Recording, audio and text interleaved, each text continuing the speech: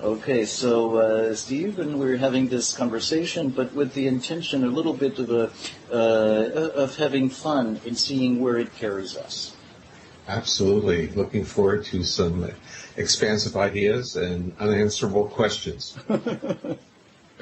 And we started, before the recording because you were asking me about what it is that in my early adulthood I didn't like about what I was doing, and I described to you the sense of being hemmed in, being in business, having an advertising agency where there was a mixture of fun and being creative, but also a sense of not connecting with kindred spirits. Mm-hmm. And yeah, well, I think there's a commonality for people who want to be connected with people, that their life experiences often take them into pathways that take them out of interacting with people.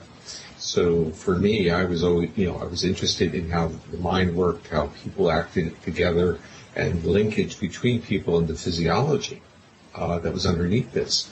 However, within the world of academics, as you probably have already experienced, academics have a lot of the features that business does. They pull you away from interacting.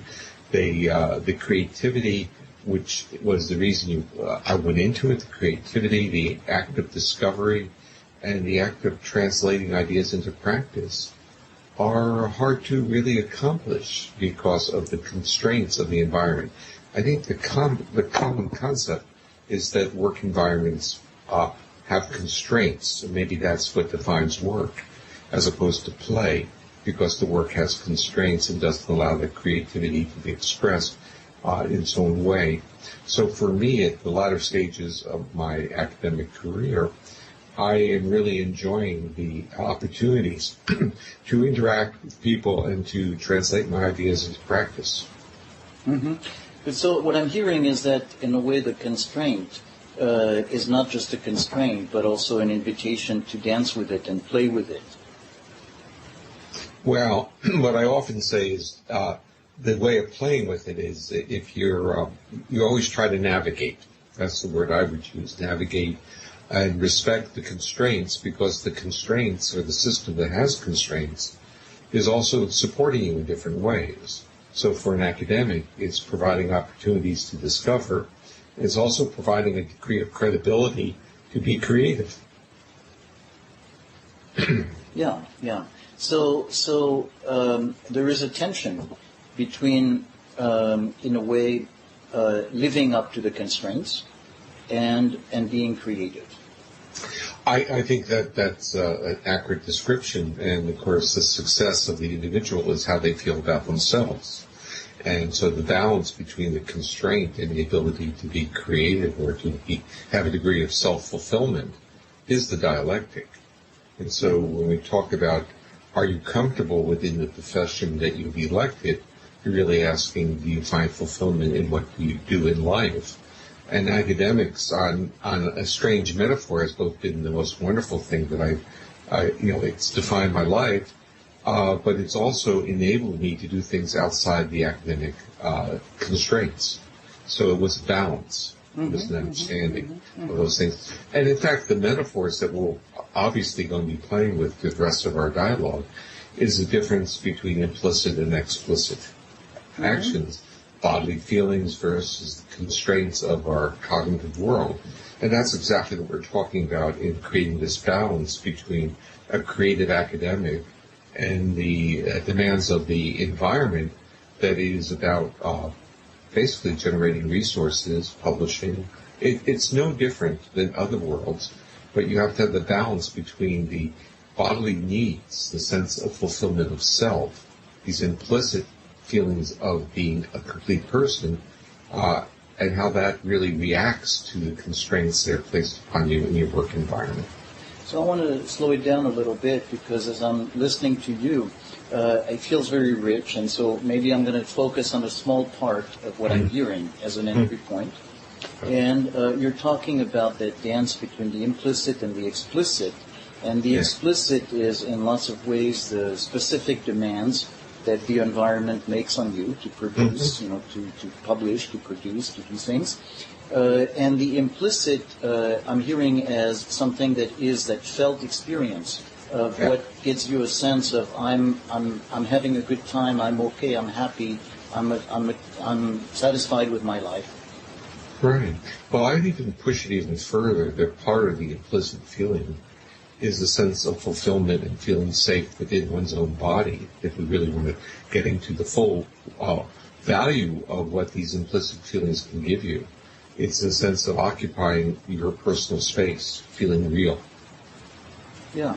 So in a way, there's really a very, it's existential in a non-bullshit, non-philosophical way, but in a very deep, lived way, that sense of feeling real. Yes.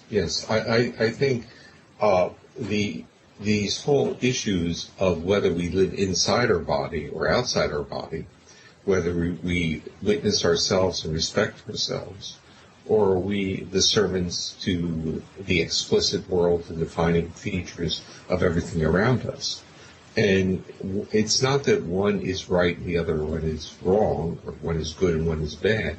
It's that there is a dance. I think when we entered the conversation, there's a true balance between these different features, because we live in an environment that has demands. If we're a spouse, or if we're a parent, or if we're a colleague, we have well-defined explicit responsibilities, and they may not always be consistent with what our body says it wants. So there's always this kind of dialogue occurring, with the understanding that we have to literally satisfy both portions of who we are. And if we don't satisfy both, we pay a price. So I want to maybe not directly go where you are, but do a sideways thing, which I think is in sync, but maybe not. And so what I'm hearing is a sense of, in a way, the distinction between being aware of one's feelings, and that's the implicit part, and being directed in a way by one's feelings, and the one's feelings can be very much like I hate this or I want to do that, but in a way, not just having a dance with the explicit constraints, but a dance within how we define ourselves is by, in a way, having this dialogue and this dance with our feelings or implicit sense of self, in saying, I'm realizing how much I want to do this or how much I don't want to do that, and yet I choose to do this or that, and in the process is the sense of feeling ourselves be alive and being a person. Is that kind of what you're talking about? Yeah, yes, and what I'm also saying is that those things that we do that we don't really want to do often have great value within the world that we live in. And so there's a degree of not merely respecting our body's needs, but also respecting the context in which we live. And that's a difficult dialectic to maintain. But so also then maybe what I'm hearing is the notion that the context in which we live is also in some way, has wisdom in terms of, in a way, not always, it can be oppressive, it can be against us, but it can also be supportive, and in some way the dance is figuring out when it is. I just started to get a different visualization of what you were saying, and that is to think that the explicit world is an organic world as well, has organic features that have, in itself, it has an implicit set of features embedded in the explicit world. It's kind of circular, but the world that puts the constraints on us, if we react to it, it has some of the same features we have that we're sensitive to. So it has to do, I think, with a different understanding of what is our implicit and our implicit, which is our own personalized view of the world, versus our connectedness with other human beings. Okay. So as a connected human being, if you contract this circuitous discussion, our connectedness with others makes others who may appear to be in our explicit world, they have their own implicit features as well. Okay. And we can literally be rocking those implicit features. And what I'm really thinking about at this moment was really what's going on in the presidential elections. Mm-hmm, mm-hmm. Okay, because they're all being driven. Can I hold it for a moment? I want Sure. to kind of come back to what you were saying, and then I'd love to continue with the election. Yeah. But Sure. what I'm hearing is you're talking about essentially, instead of in a way, the experience of life is I'm alive, I have this implicit, I have this subjective, consciousness, and the world outside is in a way this machine and this pressure. Yeah. And it's conceiving of the world outside as actually an enormous living organism. Right. And so we're interacting with other people. You and I are both these living organisms, and so we're interacting but also that the world as a whole can also be felt. That, and so we're in that sea of implicits, that are exactly. Yeah. What we may be interpreting as an explicit constraint on us is, in a sense, a organic implicit feature of that external world. It's because we're connected. Yeah. But so I like very much, because when you add the word, you say implicit and you say organic implicity, organic is life. And so it's no longer a sense of I'm life against the machine. Right. But it's a way navigating relationships, because it's the pleasure but also enormous frustrations of human relationships. Yeah, I think what we're really kind of serendipitously moved into was the notion that the whole history of the study of mental processes and psychological processes has been so focused on the individual, and the within-person responses, yet they're being framed and interacting due to a connectedness with others. And the others don't have to be human. They can be other organic features in the environment. Yeah. But so in a way, we go to a standard in a way that the focusing on me, or the me, a person, is imagining that a person could exist without an environment, and that in a way, what this is about is the me is maybe a window into that larger thing, or a facet of the diamond, or an aspect of it, as opposed to being an entity. Yeah, I kind of look at it more like a Rubik's Cube. Mm-hmm. It's part of this multidimensional set of interactions. The polyvagal theory that I've been developing really forces one to see not me, but the context of the individual within the context, because that's what we respond to. So the in a way, the mechanism, the polyvagal mechanisms, is the biological way in which that interface between the organism as an individual organism and the world at large is regulated. Absolutely, because as I started to develop the theory, the realization came to me that we're not about self-regulation, we're about co-regulation. Mm-hmm. And mammals are all about co-regulation, and we are mammals. Once we're about co-regulation, we are into other people's life space, we're into other people's implicit reactions, even though they may appear to create explicit constraints on our life. This is, in a sense, how life starts, with the parent and the child, because the child is being regulated by the parent. And the child's visceral feelings are being, let's use the term, contained or structured in a way not to be too chaotic or disruptive. Mm-hmm. So tantrums are ameliorated. So in a way, from that, the big sense is, whenever we talk about self-regulation, we miss the boat. We miss the boat. And the co-regulation or interface or things like that have more to do with the reality of the processes of our biology. And this is who we are. And there's an overall paradox, and that is the individuals who do better regulating themselves are the ones who have been better or had more opportunities to effectively co-regulate with others. So the system literally has gone through a series of neural exercises to promote resilience, while the old model was if you support too much, the individual will not be able to take care of themselves. Right. And so it's a total paradox and a misunderstanding of the needs of the system. And the system needs to be co-regulated because it provides resilience to self-regulate in the absence of another. Yeah.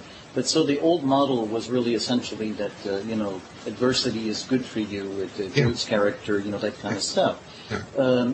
But the transition by calling it self-regulation was we're teaching you something. But actually what is being taught is the ability to interface. Right. And the success of the interface is seen in the bodily response. So if the body then becomes regulated or calmer or promotes a physiological state that enables feelings of safety and trust, that's all good because it creates resilience to be alone. It's almost as if it's a paradox. But as a therapist, you can see what happens when those experiences early in life are not met. So when people are not co-regulated, their ability to self-regulate is really disastrous. Yeah. But again, because self-regulation does not exist by itself.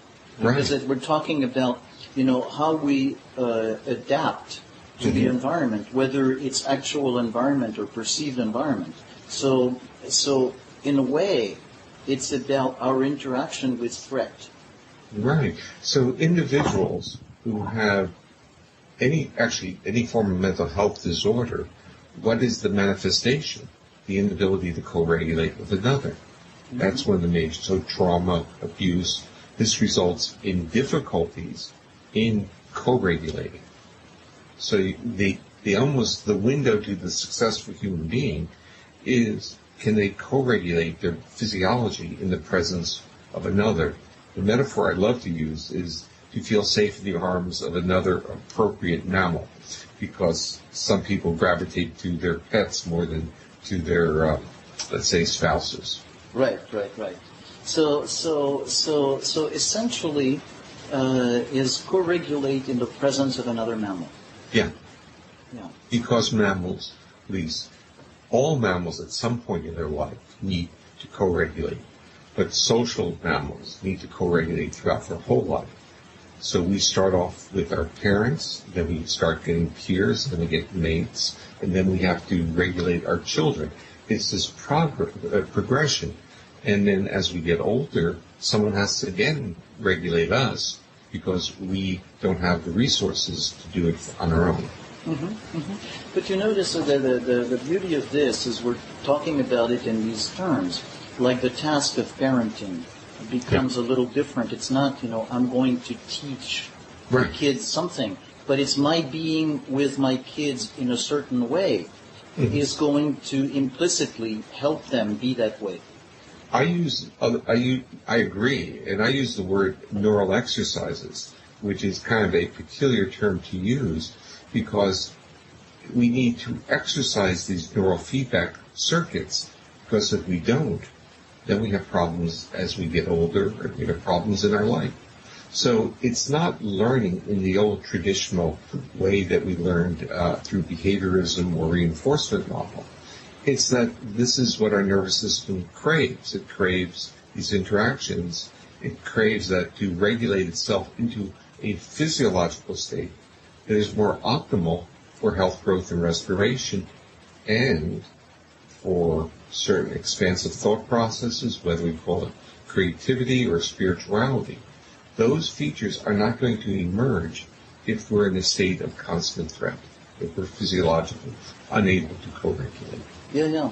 So again, that's the part of not thinking about, not focusing on the individual as a whole, but thinking time and again that we exist as part of a context, like all of life exists that way.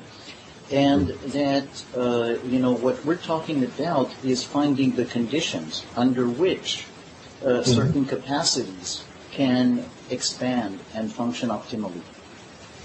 Absolutely, yes. And so, having, in a way, talked about this, maybe coming back, you wanted to talk a bit about the current election.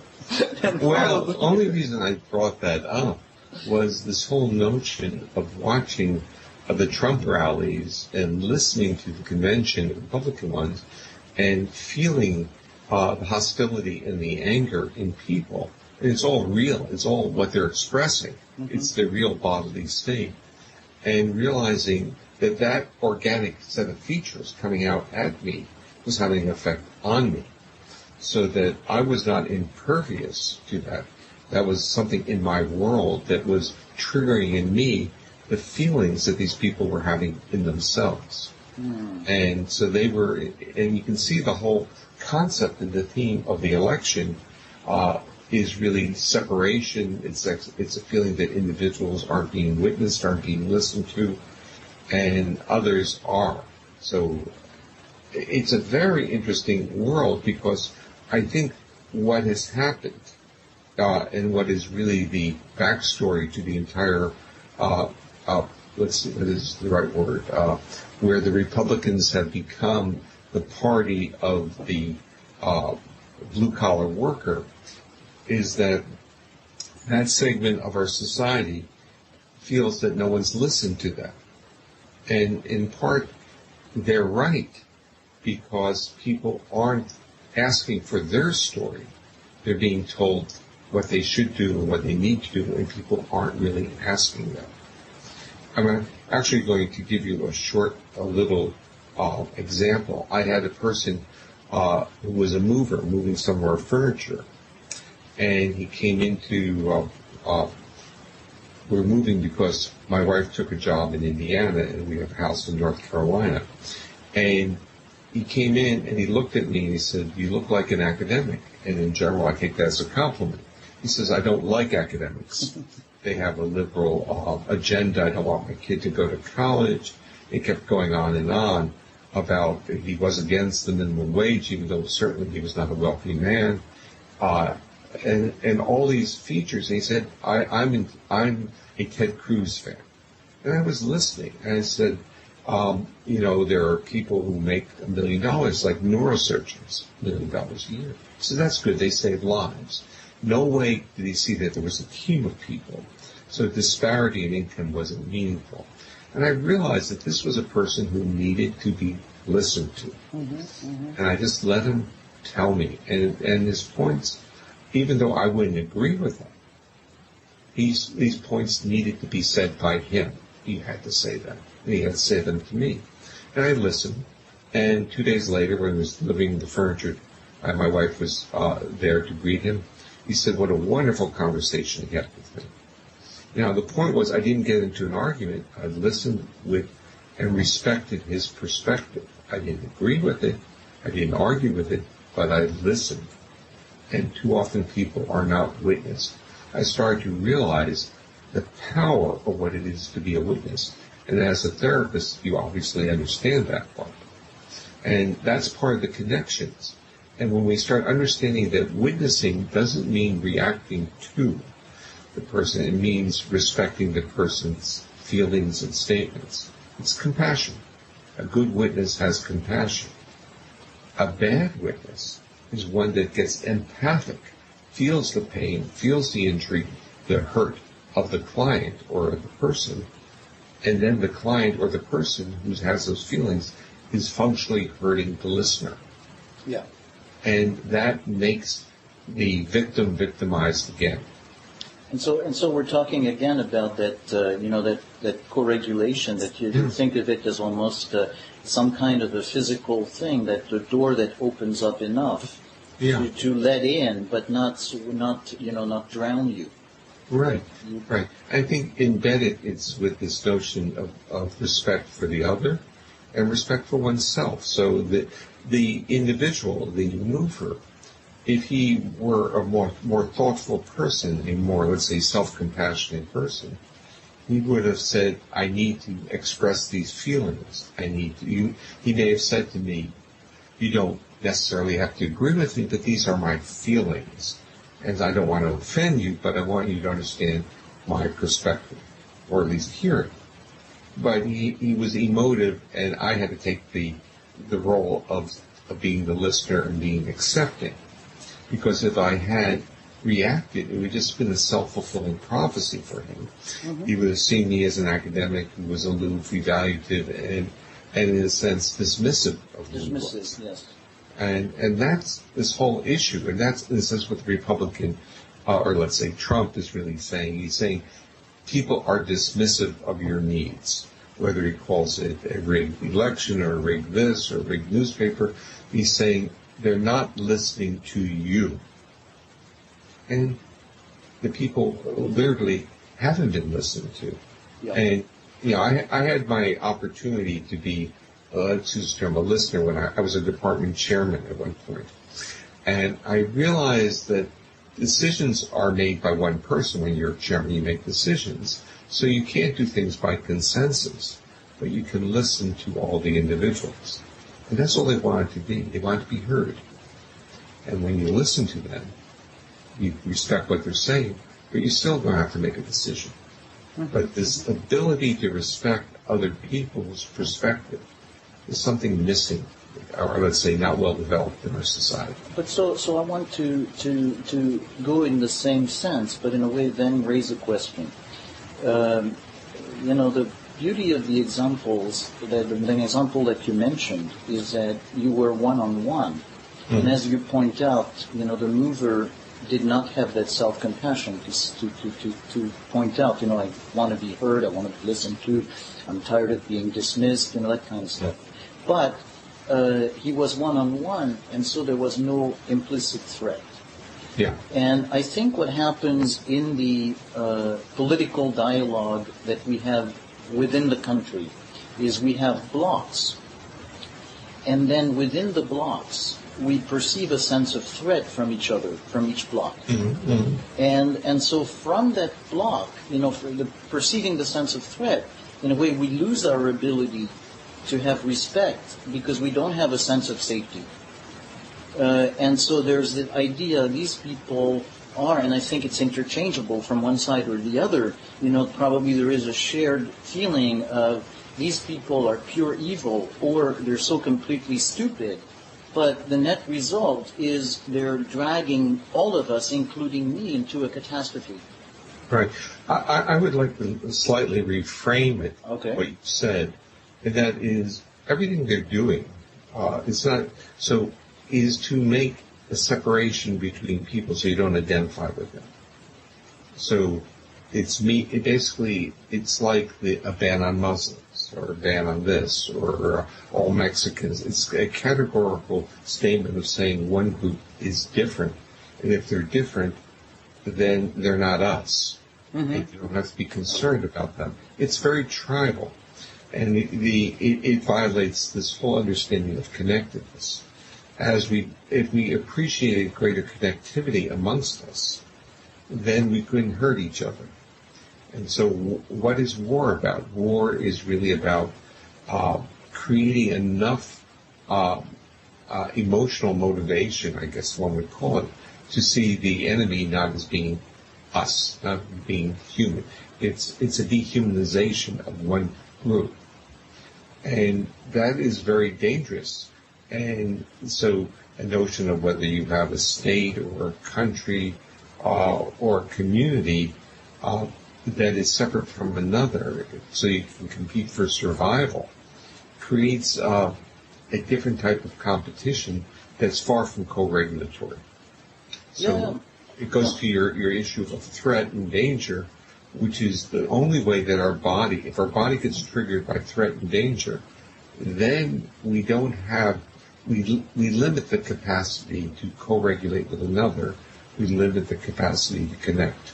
So I'm going to bring another construct in here, and this is something that we learned when we took introductory psychology. people talked about intervening variables. So you had stimulus, you had a response, but you had something in between. Mm-hmm. An in-between thing, in terms of everything we're talking about, is our own physiological state. And we can use labels like implicit bodily feelings. But when we're in different physiological states, it distorts or changes our perspective of the world. And we respond differently. So the stimulus, which is the same physical stimulus, takes on different attributes based upon our physiological state. But if our bodies feel safe, we have tremendous flexibility with those stimuli. Right. So let's go. So in a way, there's like a filter that bends the feeling in a certain way, that bends the perception of the situation. We can say actually bend is beautiful because it's like a prism. It's a prism. Mm-hmm. It's bending the light. It's bending the features. Mm-hmm. It's distorting them, or it's making them appear different. And based upon how people feel about themselves, or let's use in my world, their physiological state, the same situation will either be irrelevant or they'll want to get into a massive argument or a feud. The same stimulus, the same interaction. The examples I love to use, and I'm sure everyone has a person like this in their lives, someone who is so likable, it doesn't matter what he says or she says. People just smile, and this person says the most outrageous things, and you know that if you ever said that, you wouldn't be alive today. Right. And it's because they have a smile, they have an intonation in their voice, they're sending cues to the other person's nervous system that they're no threat. Right. It's really quite powerful examples because they can say really outrageous things. But so that's a perfect example that in a way the way we communicate with each other is so much more than the words we say, and how they can be overshadowed by the rest of the communication. Right, because our evolutionary history actually started long before we had language. Right. So mammals, one of the unique things about mammals is they have vocalizations and a nervous system tuned to detect vocalizations that convey signals of safety, danger, or life threat. That's how they survive. So I want to jump on this to come back to the discussion of politics and of in a way what happens and the groups, blocks, that sense of it. So in a way, there's a tribalism, and we all, it's very hard to get rid of this because in a way we evolved from a sense of being connected to the the connection that exists in being a tribe. So we probably even when we feel we evolve out of it, or somewhat kidding ourselves, it probably is a very strong thing. And so, the sense of polarization is about, I'm in this tribe, and there's a comfort in it, and the other tribe is bad and dangerous, and so it gives a nice sense of identity. And in that sense, similar to say, the creed in a religion is about if you buy into this point, then you're one of us, and so we're all together in it. And there's a very nice feeling, or being part of supporters of the same sports team, or just that it feels inherently nice in a way for our perceptual mechanisms to have a sense of being part of a tribe. Then conversely, that triggers that sense of the other tribe is threatening. And so the vibe that comes out from there is going to be the vibe of, we're against them, let's kill them, they're bad, and so to use your example of the person, who could say some words, but the total demeanor communicated something else. Even if, say, you have nice political language, part of what we're experiencing is in a way the antagonism that the other tribe is throwing, or that we feel toward the other tribe, as part of the phenomenon of being, wanting to be part of a tribe and therefore wanting to be against another tribe. So, in other words, what I'm trying to say is that what's happening, that kind of polarization and that kind of intensity, is to think of it as some kind of a normal mechanism that we simply experience in a certain way, but is basic. I think you're onto something that is quite real and true. The issue is, as the tribes get large, they can become create dangerous conflict. And actually, I used to think that Europe had a better sense of the relationship between the individual and land. But then whenever I go to Europe, I realize that Europe has been basically at war forever. It's basically transgenerational on top of transgenerational trauma. And you can see the examples, whether there was the Protestants and the Catholics. I mean, you can actually see that how something as simple as a religious selection that was imposed on people, not that they selected it on themselves, creates an in-group and an out-group. Mm-hmm. And you see that, or language. So there are countries in Europe where they have split languages, or more than one language. And even our dialogue earlier about different types of languages within the countries, where people with one language say, I don't want to be in the same country if people speak a different dialect or a different language. They're different people. So it's part of our nature to try to come together on some core. But I think one of the issues has been the populations have gotten so large that dependence, at one point in time, I believe there would have been a dependence to make sure you had a reasonable number of people to do the tasks of survival. And now it's just high populations and encroaching on resources, whether the resources are land or other things. So I want to just, what I'm getting from that is, in a way, the sense that we have this built-in mechanism to be tribal and therefore to be antagonistic. But there is a need for a countervailing force, to keep it in check. Actually, let me just interrupt you. So you have a dialectic between two different needs, a need to connect and a need to be protective of your tribe. The issue is that each one of those appear to be diametrically opposed forces are actually dependent upon a different physiological state. Okay. That there's certain, so if we are in a sense a physiological state that is more, at least this term, co-regulated physiologically, calmer, we're more accepting. But if our physiology shifts to a more mobilized state, we become defensive. So let me amplify a little bit that in a way there's a bidirectionality to this, because if we're in a calmer state, then we're going to have less of that experience of the antagonism. But conversely, the antagonism is going to accentuate the tendency to perceive conflict and to heighten the dysregulation. Yes.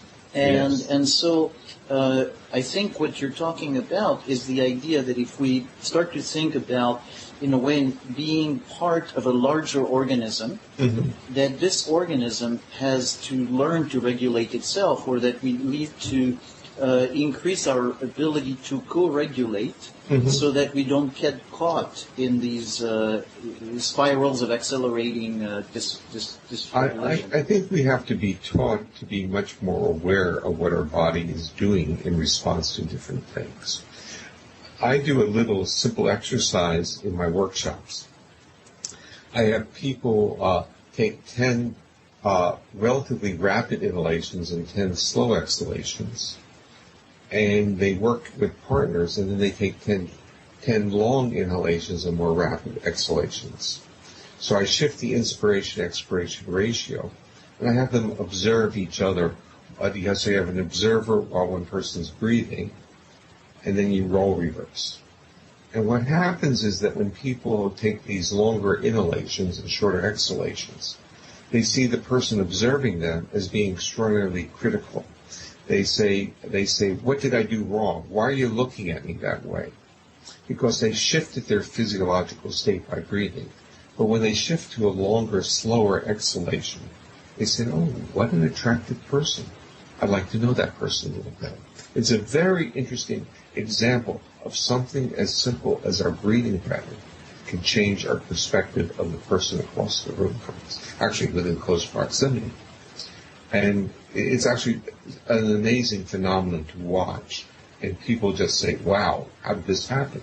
Yeah, no, Then, it's beautiful. It's a beautiful example. I want to just repeat it a little bit just to make sure that so in a way, the exercise as the difference between taking slower exhalation versus faster exhalations helps you shift from when you're slower, you're in a calmer place, and you're going to tend to see the other person as being wonderful, or feeling connected, or feeling seen, or feeling a sense of connection. But the faster exhalation, and you experience the other person as being critical and judgmental.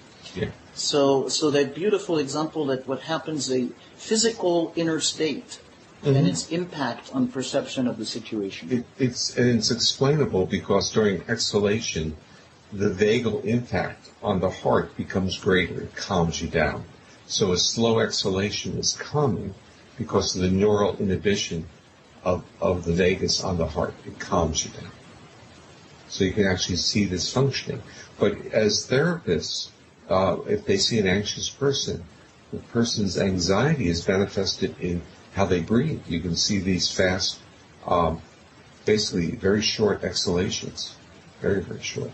And so they're creating a physiological state that supports the anxiety. And when you see someone getting angry, they're doing the same thing. They're shifting their breathing pattern to create a physiological state that supports the anger and the hostility.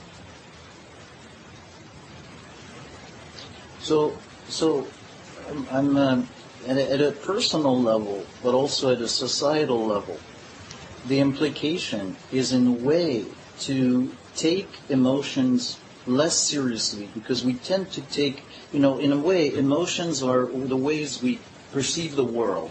So if I feel angry, or if I feel judged, or in that sense, I'm going to act on it. Right. And what you're saying is that experience of the difference in breathing gives you a sense of how the emotion can be affected by how you process it, by how the whole organism is. Yeah. And so therefore, in a way, it's not just an abstract thing of don't necessarily follow your emotion, but a sense of how you can have a different experience of your emotion, so that you don't have to oppose intellect and emotion, but you can have a larger context to process the emotion. See, I play with those ideas, and I talk about it as shifting our personal narrative. So when we have a physiological state that mobilizes us and gets us reactive, we, of course, develop a personal narrative that supports that. Says you're a bad person, not me, you are a bad person, this anger and hostility directed at you is well justified. Yeah. And if I shifted my physiology, I wouldn't be reacting to you or anyone else that way. Yeah, but so the part that's very interesting in that sense, when you say the shifting, there's an active part. Instead of, in a way, I'm a passive receptor of experience, and experience then dictates it. I have a role in how I perceive my experience, or how, and so I not only have a role, I can intercede and shift my physiological state through a very primitive but voluntary manipulation, changing how I breathe. And so I use two types of processes. I talk about a passive pathway and an active pathway. The passive pathway are the cues you may be throwing to me, or I may be throwing to you, the intonation of voice, the gesture, and my body may react.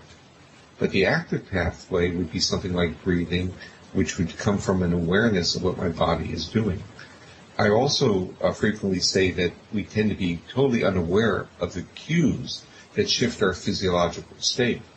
But we are usually always aware of our physiological state shift.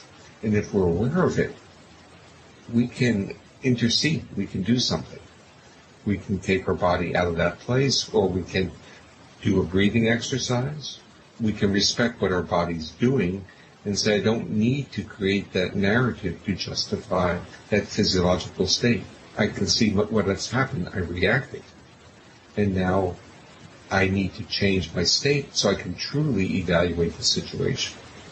Okay, so again, that's very rich. So I want to just take a little part, and so that in a way there's the entry point, and the entry point is the awareness of the physiological experience. Yeah. And from that awareness of the physiological experience, there is the possibility of experimenting with it, of shifting it, and then in shifting it to experience oneself. In the situation, both oneself and the situation in a different way. Yes. And so from there, in a way, having described that in a very, so in lots of ways what you describe is very, in a way, simple steps how to, that we can follow at a very down-to-earth level of saying, look, this is what you pay attention to, this is how you shift it, including the breathing and so on. But at the same time, it's a very deep concept of, in a way, to answer the question of who am I? It's that sense of I am at the interaction of these various things. Right. So it's a great question because, of course, you're the reactive person, and of course, you're the calm person. But who's the real you? Right. And so, in our sense, we have again, I use the word implicit again, kind of an implicit sense of hierarchy, that if we're not reactive to the intrusions, then the real person can express it, him or herself. Yeah, but when you put it that way, who are you, the calm person or the angry person or the reactive person, that in a way, these concepts are static, calm or this or that. And the model that you're describing is actually experiencing oneself as a process. Dynamically adjusting and experiencing the self as it changes through. As you gain the awareness of yourself changing, that becomes, in a way, self-compassion. You start respecting and witnessing what you're doing. Right. Basically who you are. But I want to, again, highlight this because self-compassion, again, it's one of these words that's often used. And so it seems like, quote, a good quality or a sense, an attitude. But as you're describing it, you really are describing a process that is about following reality moment by moment and playing and experimenting, as opposed to simply a sense of, I want to be good and open and accepting.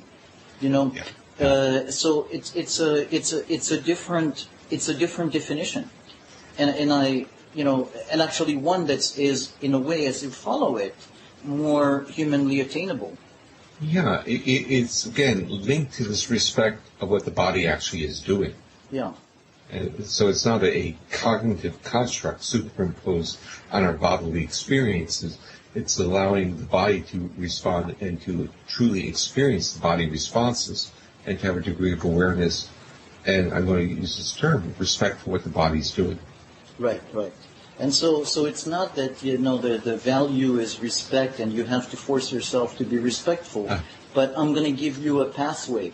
If you follow the body experience, if you are, start to play with it and experiment with it and tinker with it in a certain way, then in a way, in all likelihood, you will start to have that perspective where you will have respect for, who you are as a body. Right, because what you were just talking about is really, it was very good for me to hear because it reminded me that people have totally different perspectives about what is, quote, good or not in terms of their own bodily reactions. Mm-hmm. And I'm not labeling the reactivity or the calmness as good or bad.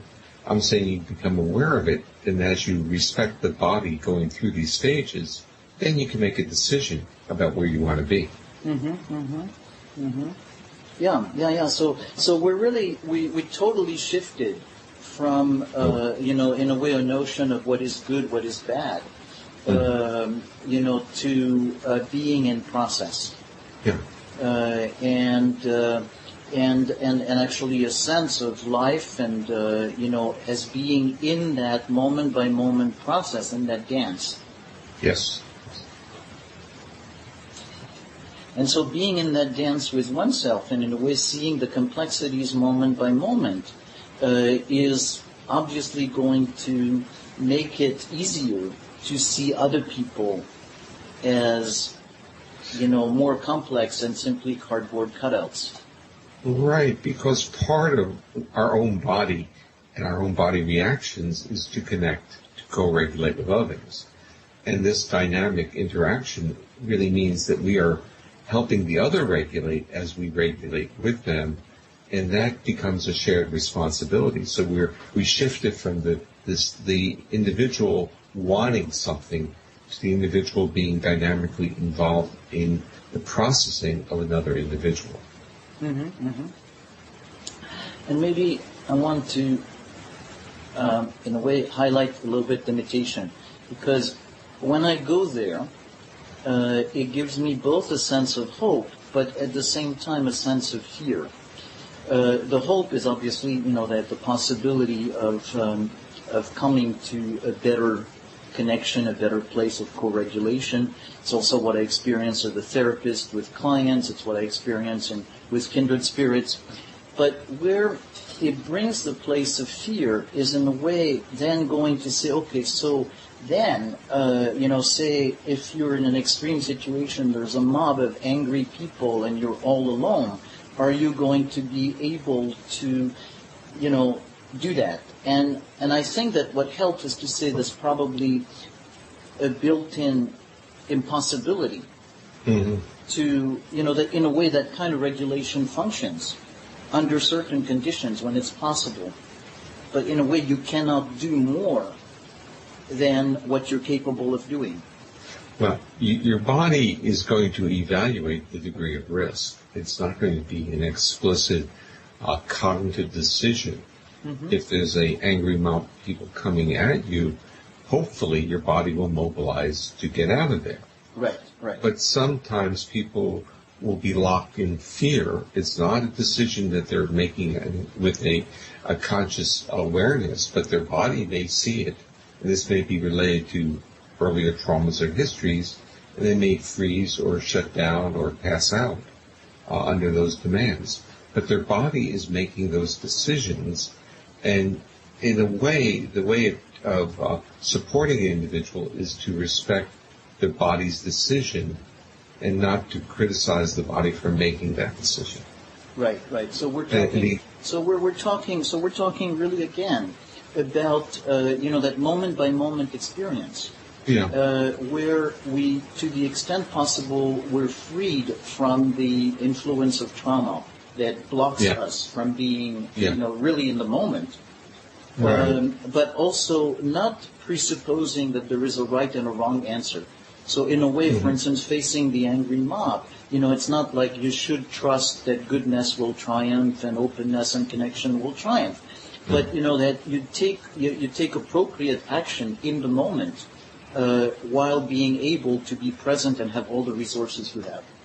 Well, the real question is the level of what is the appropriate action. You see, in your statement, the appropriate action implied a degree of being present, which means being aware and in control. Some people's bodies will react to another level, which will make them more fight-flight, and they may not be able to make a conscious decision. But in any case, what happens, we can't get angry at the body for what it's done. We have to understand it. And in a sense, respect it for what it's done. And again, trauma becomes the primary examples for people who have been molested or raped, basically immobilized, and then felt guilty about not fighting or running, as opposed to seeing the advantage. And this is functionally an evolutionary adaptive success story, that by immobilizing, they were probably less likely to be killed or severely injured. Right. But so I think the key part I want to highlight here is we're talking about respecting the body, and we're putting this in contrast to the experience of trauma, abuse, which actually is an experience where the body is disrespected, and there is a learning about disrespecting or distrusting the body, and so we're making in a way that larger thing that larger point that that it's about the ability to respect the body, and contrasting it with trauma. Well, even within trauma, I'm saying the survivor has to respect their own body's reaction, right, and not be angry at their own body. That's all really saying on that one. No. So that the survivor has to respect that the body has its limitations due to the trauma. Right. But that in a way that the complicating factor is the training in this respect. Means that it might be more difficult to respect that it's what you can do at that moment. Yes. Yeah. So I'm in a way I'm seeing the word respect come up, and I'm just wondering if in a way it's like a highlight of what we've been talking about is coming to emphasize the concept of respect and outlining a path for what it means and how to get to it. That is very experiential, process-oriented, as opposed to having something that is more of an abstract quantity. As you said that, I'm now juxtaposing respect to another important concept that a lot of people talk about, and that is shame. So if one respects body reactions, then one doesn't have a concept of shame because of the body reactions. Yeah. So it creates a different personal narrative, a different way of using our higher brain structures to organize our own bodily reactions and feelings. So respect becomes an important positive dimension that helps us understand how we react to various situations. Yeah. So respect versus shame, and so shame as being lack of respect, but the humiliation, the not okay, as a very, very powerful poles of human experience. And the shame is embedded in one's own body, and that leads to a lack of respect for that same body. So it's not merely that the person was disrespected, it's that they no longer respect themselves. Yeah. Respect their own body, I should say. Right. Or respect, in a way, it's maybe, if we put it in terms of experience, because we've been talking in terms of experience, so that, in a way, respect is the experience of having a relationship with the body, where there is a sense of trust and the possibility of that dance. And shame is the experience of not being able to trust the body, of not being able to connect with it, of having that. But something I'm not quite able to articulate it. But I think what we're talking about is something about a certain. It feels right to think of it in terms of talking about experience and relationship.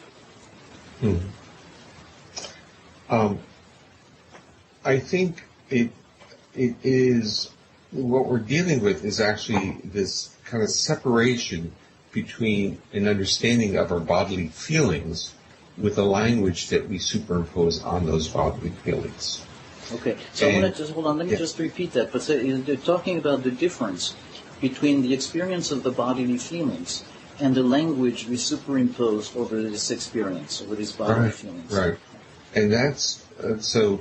That's where this concept of respect comes in, because the body is going to respond, it's going to react, it's going to have feelings. The question now is, what do we do with those feelings? And we understand it, that our body's doing what it can do because that's what it does, in a sense, an understanding of our embedded physiological responses, which is a good start to understand what our body really does. Before we try to contain or constrain that body or get angry at the body for having had those responses.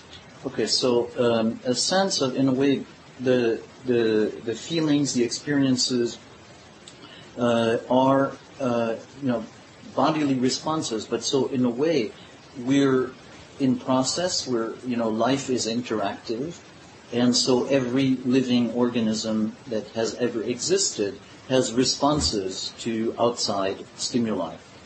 And so we have these responses, and it's a relationship we have with these responses. Yeah. Well, and that comes back, we're going to go full circle, because that relationship has to be a respectful relationship. Mm-hmm. And that's really what was meant by the term respect or bodily responses. And for me, it was also my interpretation of what self-compassion was really about. Yeah. And as you're saying this, I have a flashback to how we started the conversation. And we started talking about, in a way, life, career, external pressure, explicit, the implicit, the reaction of the self. And so, not necessarily trying to find a point-by-point, symmetry to that. But what we're talking about now is to say, okay, so there is, we're an organism, and like all living organisms, we respond, we have responses. And so these responses are, just how we react to, in a way, the external. And do we have, in a way, through our experience of life, the habit of functioning in such a way that we have respect for these responses, and they provide a useful guide for action? Or in a way, are we at war against them, repressing them, not in touch with them, disrespecting them, ashamed of them? Well, I actually have another word. Are we hijacked by them? Okay. So where our bodily state drives our behavior, because we haven't really attended to our body reactions, and so we now misunderstand what they are. So if we're in a mobilized state, obviously someone has done something to us, and we need to get back at that person. So the physiological mobilization hijacks our perspective of the world. Right.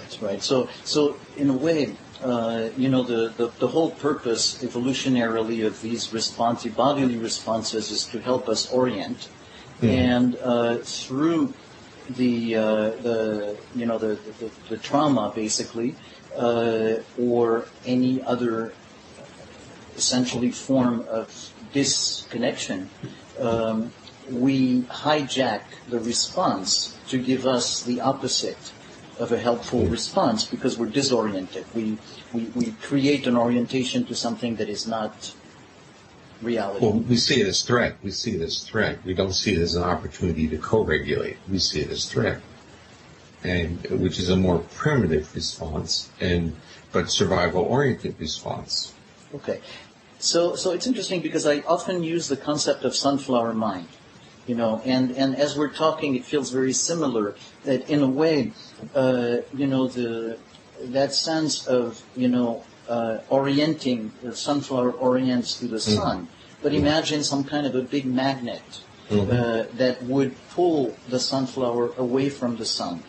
And so in the orientation with the sun, there is a sense of a dance or a sense of of finding the right place of orienting.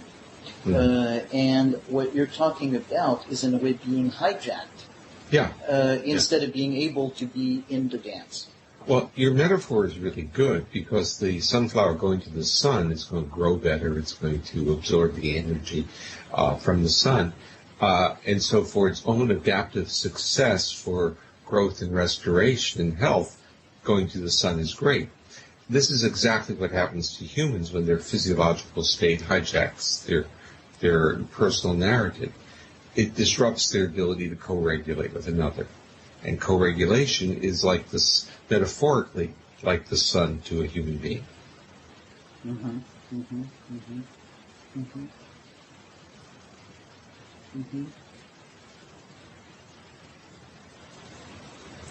So it feels very right then to kind of get into, we were talking before about co-regulation, and come back to the word. And in a way, in light of what we've talked about, there is, in a way, something very powerful about simply repeating the word co-regulation and saying, wouldn't it be interesting if we go through life thinking more in terms of co-regulation? thinking about what we do in these terms, instead of self-regulation, instead of adapting, instead of arguing, but to think in terms of, in a way, we're striving to find the right way to co-regulate. I think I think our quest is really for safety, and co-regulation is the archetypical concept of safety. So it enables our body to be calm. So remember, we're dealing with bodily responses and the language superimposed. Yeah. And our body needs to be co-regulated. We can't do it on our own. So I want to again highlight this, because I think it's very important when you said safety as co-regulation, that in a way, from a model of threat, we often are tempted to think of safety as absence of interaction. Okay, like I'm going to withdraw. I'm going into my curl into a little ball, because that's where I have safety. And very powerful when you say safety as co-regulation. Okay, so I do not see safety as a removal of threat. Yeah, of course. Okay, safety is something added. It's a special missing ingredient. And safety cues are, for humans, face-to-face interactions, vocalizations, intonation of voice, prosody, gesture, proximity, cuddling. Our body knows what safety cues are. And so the removal of threat doesn't make us feel safe.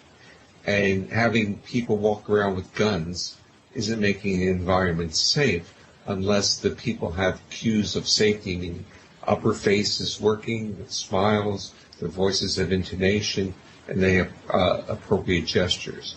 And we have to think about what we're doing to our society, which is totally focused on the removal of threat, as if that creates safety. Right. And I think that maybe the temptation to go toward removal of threat comes from the place of, in the whole spectrum of trauma, some degree of trauma. So, I've been hurt, and therefore I see safety as lack of interaction, as withdrawing, as withholding.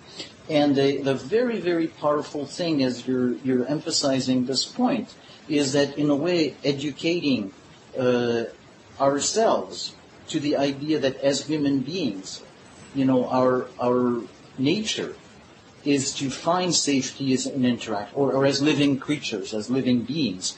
We can only find safety in interaction.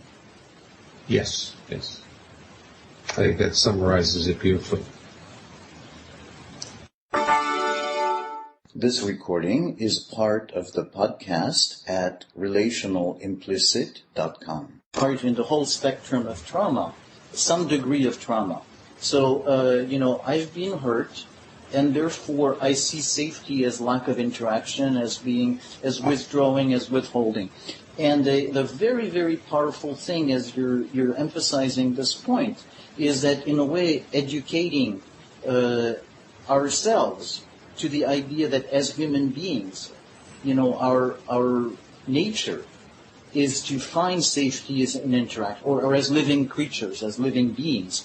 We can only find safety in interaction.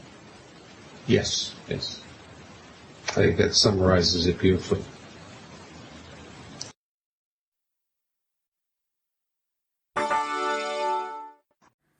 This recording is part of the Proactive Mindfulness podcast.